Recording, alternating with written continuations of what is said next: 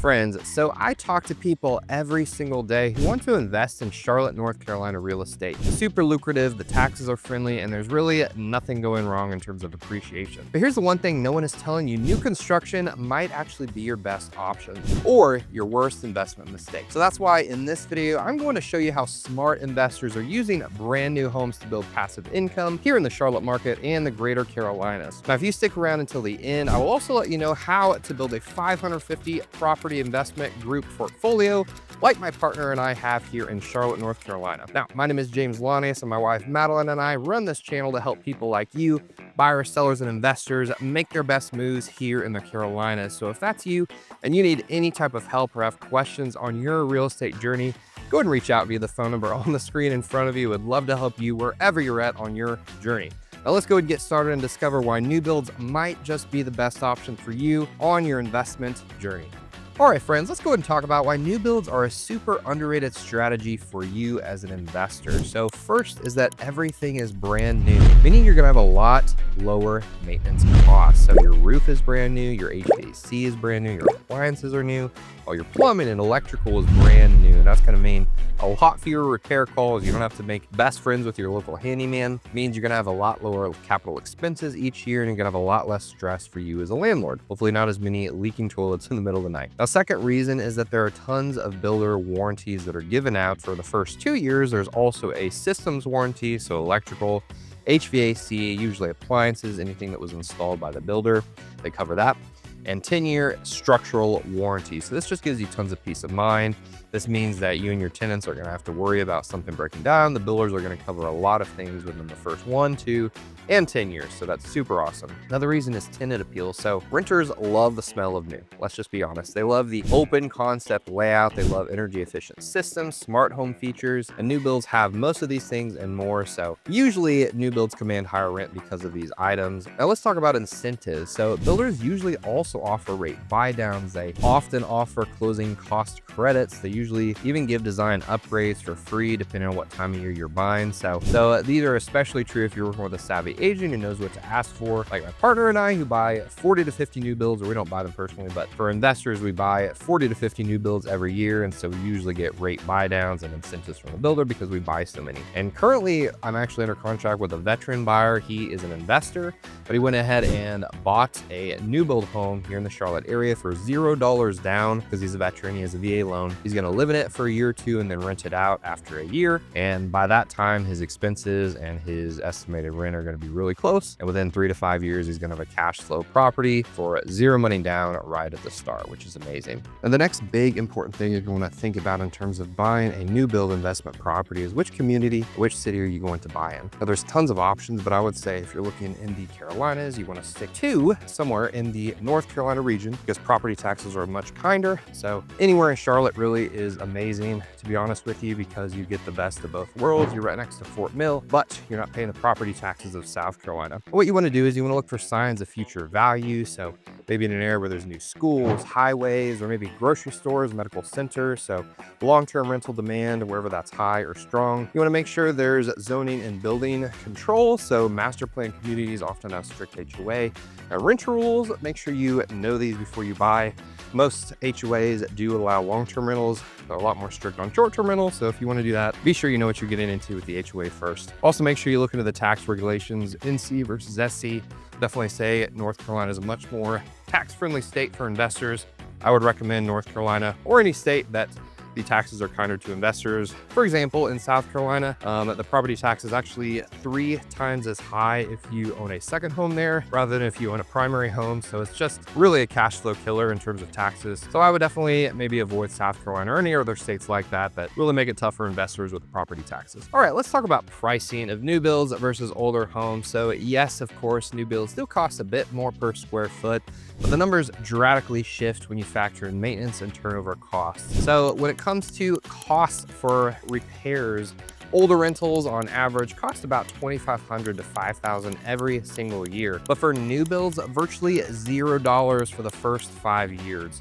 When I say $0, I mean maybe closer to 500 to 800 max per year, which is super great because the builder covers a ton of stuff. Another thing is the tenant retention. So renters just are going to stay longer in updated, energy efficient homes. This means fewer vacancies, fewer turnover costs per year, which means more cash in your pocket. Now, insurance premiums as well are lower because if you're buying a new home, the insurance companies don't have as much worry about liability, and so they're not going to charge you as much for an insurance premium if you buy new. Usually I would say you're going to save $300-400 at least every single year on insurance if you buy new versus an older home, especially when it comes to really older homes. Now let's talk about rent premium. So new construction homes often command $250 to $300 more rent per month than similar sized older homes. So you're just getting more bang for your buck with a new build when you're trying to rent it long term. And it's not just about what the home costs, it's about what it'll cost you over time. But the time that you're going to have to personally put in, and with a new build home, you're just going to have to put in a lot less than you would if it's an older home, mainly because of repair things and the tenant quality. All right, another cool thing as new builds are growing in investment potential is that builders are actually offering incentives to investors looking to rent out their home after they buy it. So this is called build to rent or BTR. So some builders are actually now catering specifically to investors, offering move-in ready homes with property management connections. So the pros of this is that obviously it is super turnkey. You don't have to worry about a lot of the initial steps if you just buy it straight from the builder, ready to rent with a property manager in place. Sometimes the home is already leased right when you moved in, which is awesome. This is easier for out-of-town investors to work straight with the builder. You don't have to go through an agent potentially, even though it is best to go through a buyer agent. Usually they're going to pay either their listed agent double the commission or they're going to pay a buyer agent, so you might as well have someone represent you, I found at least. Now, some cons of this might be though that there are limited locations that are offering these things, slightly higher price if you're going to do this and less customizations. So I would just work with an agent that is super savvy on investments in your area. I would say this is a good thing for some people if you don't know a lot about a market and you don't know any agents in the area. Maybe you can meet with a builder or talk to them virtually and they can set you up pretty hands-free and turnkey at doing this process. But traditional buy and hold is probably the best way to go. So this is just buying a new build, leasing it out yourself or with a property manager. Slower process potentially, but more equity upside, I would say, than having to go through a builder and paying a bit more. So a BTR does work great in fast-growing suburbs, but buy and hold is better long-term in areas where appreciation is going to compound. So there are entire neighborhoods in Charlotte and even places like Concord and Kannapolis and Belmont that are being sold only to investors. So if you know where to look, you can get in early and benefit big time, but make sure you buy at the right time when builders are offering the most incentives. All right, friends, it's a bit windy, so hopefully you can hear me. But before we wrap up, I want to talk about some risks and mistakes to avoid when buying new. So one thing you do not want to do is overpay in oversupplied areas. So not all new builds are ideal, especially in oversaturated neighborhoods or when buildings drag out. So another thing to avoid is buying at the end of a community's cycle of building. Usually your best deals are if you buy at the beginning. Builders are offering incentives. You can also try and schedule your buy at the end of a fiscal quarter for them. Usually they try and get rid of old inventory and give deals so they can, put their new inventory on the market at good prices. Another thing are rental restrictions. So some HOAs, as I mentioned earlier, actually prohibit rentals, especially STRs. In fact, most new build communities do not allow STRs at all. So make sure you check the CCRs before closing to make sure that the type of rental you want to do is allowed. Another thing to mention is not just to boast about myself, but use a buyer agent if